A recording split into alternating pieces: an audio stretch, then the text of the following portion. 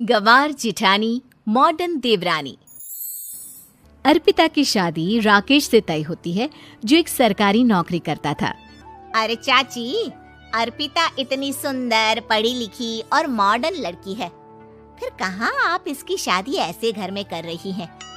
अरे लड़का सरकारी नौकरी करता है, इंजीनियर है, खूब कमाता है, खूब मेहनत की है लड़के ने इस नौकरी के लिए। अर्पिता भी राकेश को पसंद नहीं करती थी, लेकिन पिता ने हाँ कर दिया तो शादी के लिए मन मारकर तैयारी कर रही थी। हाँ माँ, चाची ठीक ही तो कह रही हैं। पता है मेरी सहेलियों के पति कितने मॉडर्न हैं। अरे देख बेटा, तू मॉडर्न है ना, वो पढ़ने लिखने वाला गांव का होनहार लड़का है, तू जैसा रखेगी रहेगा।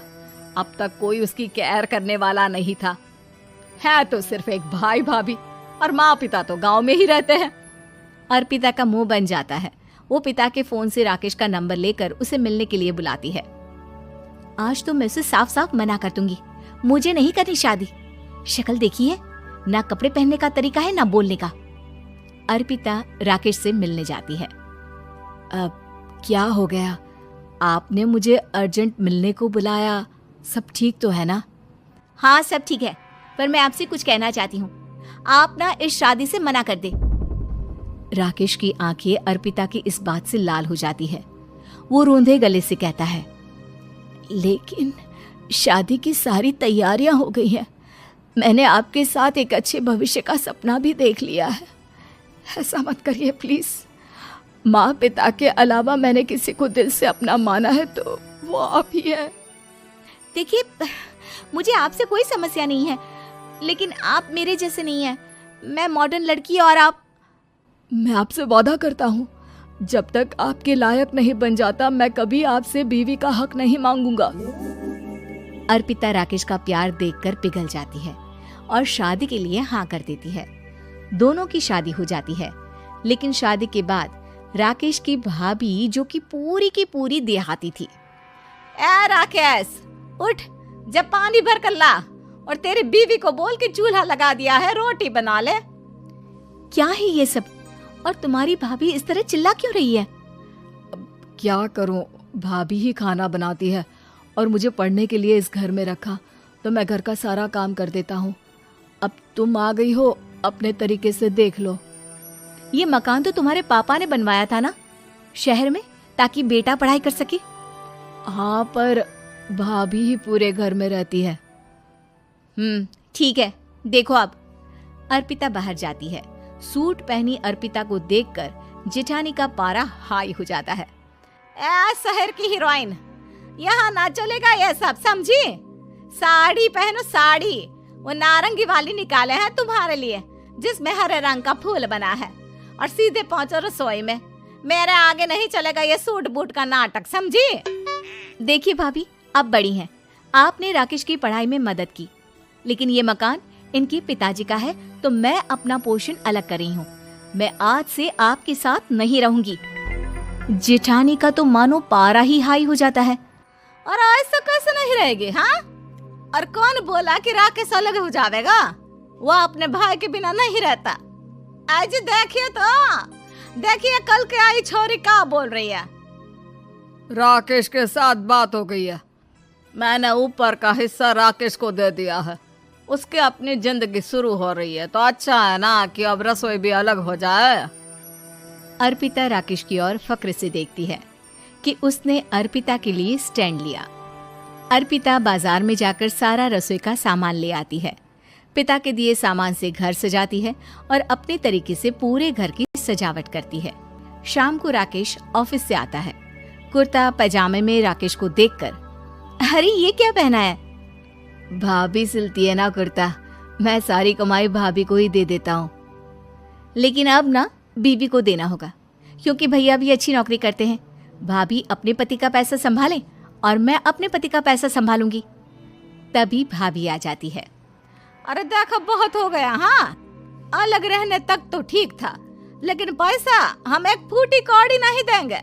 बचपन से तुम्हारे पति को हमने पाला है, उसका हिसाब दो। अच्छा, हिसाब चाहिए? कितना पढ़ी है आप जो आपको हिसाब चाहिए? बड़े भाई हैं उनकी, जिन्होंने उन्हें पढ़ाया लिखाया, वो हिसाब मांगेंगे तो जरूर दे दूंगी भाभी। अरे देख, हाँ, अगर तूने पढ़ाई की है तो मैं भी अंगूठा छापना हूँ।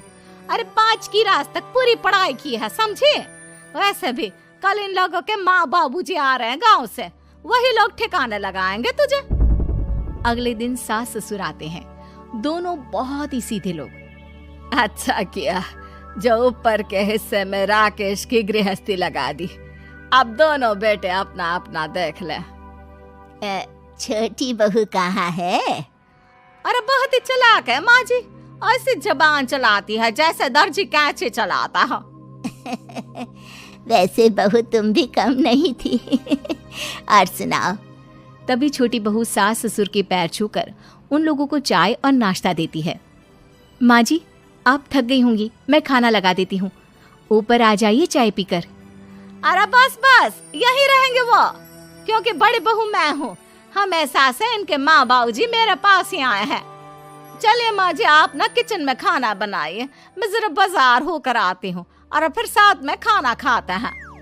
जेठानी बाजार निकल जाती है और सास ससुर बेचारे घर पर अकेले। फिर दोपहर को, माँ जी, मैंने आप सभी के लिए खाना बनाया है। माना मैं छोटी हूँ, लेकिन अच्छा लगेगा अगर आप लोग मेरे साथ रहें। वैसे भी यहाँ है कौन बेटा, चलो ऊपर राकेश के पास ही चलते हैं। सास ससुर दोपहर का खाना खाकर वहीं आराम करने लगते हैं कि जेठानी आ जाती है। अरे वाह, ये तो वही बात हुई ना, कल की आई को पूरा परिवार और हम अकेले के अकेले। भाभी देखिए, परिवार में प्यार से रहा जाता है, ना कि चालाकी से। अम्मा खाना कैसे बनाती, पहले ही गांव से थक कर आई हैं। हाय रे दया, तो मैं का बाजार से ऐस करके आ रही हूँ। अरे भूख के मारे मेरा सर दर्द हो रहा है, पर यहाँ मेरी फिक्र कौन करेगा। अरे तो किचन में खाना है, लगा देती हूँ मैं भाभी। बड़ी बैठकर खाना खाती है और शाम को जब राकेश घर आता है।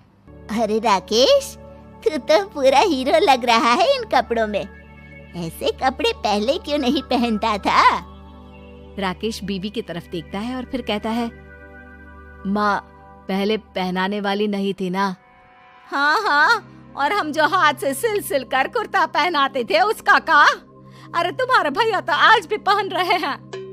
तभी अर्पिता सास के लिए कपड़े और ससुर के लिए शर्ट पैंट ला कर देती है। उन लोगों को फ्रिज से ठंडा पानी और टीवी में फिल्म दिखाती है। अरे कब से इनको बोल रहे हैं कि फ्रिज वाले आओ, लेकिन ये है कि मानत ही ना है। बहू, अब तो तुम ही समझाओ ससुर जी को। नहीं पापा, आप फ्रिज मत लीजिए। अरे वाह रे छोटे, खुद फ्रिज का ऐसे का मजा ले, और इनकी माँ के पास फ्रिज भी ना हो। अरे देखा पिताजी, देखा माँ जी कब बोल रही है। अरे उसकी पूरी बात तो सुन लो कि वो क्या बोल रही है। वो इसलिए क्योंकि अब माँ जी और पापा यहीं रहेंगे मेरे पास। घर को घर सिर्फ मॉडर्न या गांव की सोच नहीं, बल्कि संस्कार बनाते हैं भाभी, और संस्कार अच्छे हो तो सब सही हो जाता है।